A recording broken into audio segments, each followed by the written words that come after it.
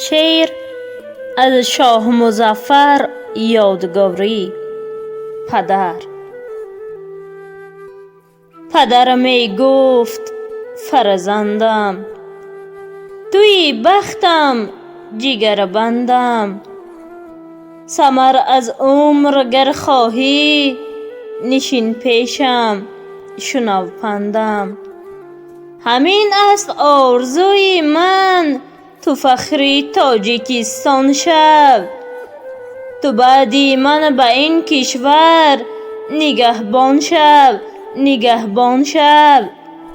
همین است آرزوی من، دلیر و سربلند آیی. به نیکویی به دلجویی، به خلق خود پسند آیی.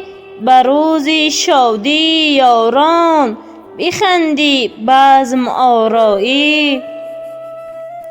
به روز کلفت مردم، گمی باشی نه آسایی. به نااهلان نه آموزی، به بدکاران نبخشایی.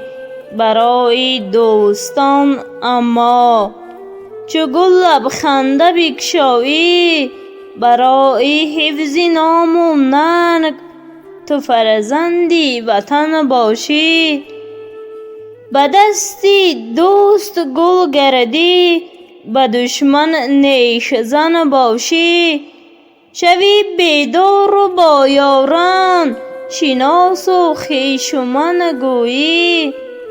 گشایی دل گشایی چشم، وطن گوی. صدایت کوهساران را بلرزاند.